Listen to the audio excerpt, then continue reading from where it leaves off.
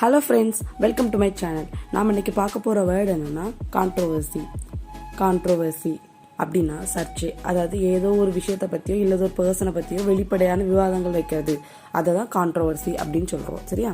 இப்போ அதோட சினானிம்ஸ் பார்க்கலாம். பிக்கரிங் அப்படின்னா கான்ட்ரோவர்சி ரிலேட்டடான வேர்டு இது. இப்போ ஆண்டனிம்ஸ் பார்க்கலாம்.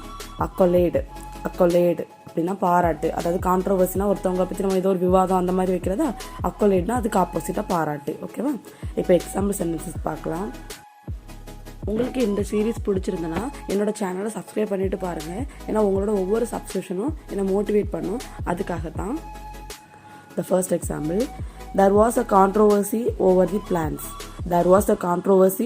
the plans. அப்படின்னா திட்டங்களில் ஒரு சர்ச்சை இருந்தது. there was a controversy-னா அங்கே ஒரு சர்ச்சை இருந்தது. over the plan, அந்த பிளானை பற்றின சர்ச்சை, அந்த பிளானை பற்றின விவாதம் அங்கே கொஞ்சம் இருக்குது அப்படின்னு அர்த்தம். அடுத்த எக்ஸாம்பிள் சென்டென்ஸ் பார்க்கலாம்.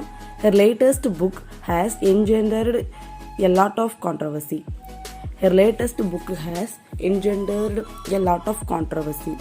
அவரது சமீபத்திய புத்தகம் நிறைய சர்ச்சைகளை உருவாக்கி உள்ளது. ஹர் லேட்டஸ்ட் புக்குனா அவர் இப்போ லேட்டஸ்டாக வெளியிட்ட book has engendered a lot of controversy. அதாவது ஹேஸ் என்ஜெண்டர்னா உருவாக்கியுள்ளது, எ லாட் ஆஃப் கான்ட்ரவர்சி, நிறைய சர்ச்சைகளை உருவாக்கியுள்ளது. அதாவது அந்த புத்தகத்தை பற்றி நிறைய விவாதங்கள் நடந்து அப்படின்னு அர்த்தம். அடுத்த எக்ஸாம்பிள் சென்டென்சஸ் பார்க்கலாம். He is no stranger to controversy. அவர் சர்ச்சைக்கு புதியவர் அல்ல. He is no strangerனா அவர் புதியவர் அல்ல. ஸ்ட்ரேஞ்சர்னா நமக்கு தெரியாதவங்க, புதியவங்க, அந்த மாதிரி அவங்க தான் ஸ்ட்ரேஞ்சர்னு சொல்லுவோம். இங்கே வந்து he is no stranger. So அப்போ அவர் ஸ்ட்ரேஞ்சர் இல்லை டு கான்ட்ரவர்சி. அதாவது சர்ச்சைக்கு அவர் புதியவர் இல்லை.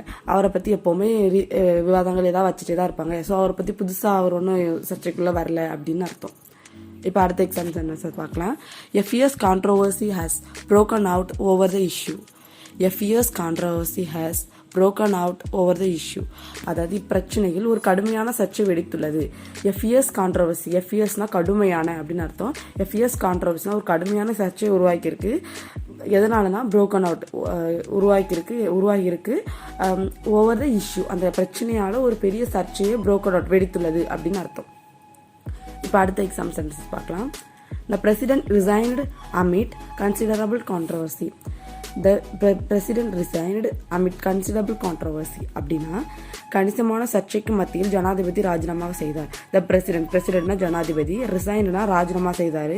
அமிட் கன்சிடரபிள் கான்ட்ரவர்சி, அமிட்னா மத்தியில், அதாவது கன்சிடரபிள் கான்ட்ரவர்சினா அந்த கணிசமான சர்ச்சைக்கு மத்தியில் அவர் வந்து ராஜினாமா செய்தார் அப்படின்னு அர்த்தம். ஓகே, இதே மாதிரி கான்ட்ரோவர்சி வச்சு நிறைய எக்ஸாம்பிள் சென்டென்ஸ் ஃப்ரேம் பண்ணி கமெண்ட் செக்ஷனில் போடுங்க. தேங்க்யூ.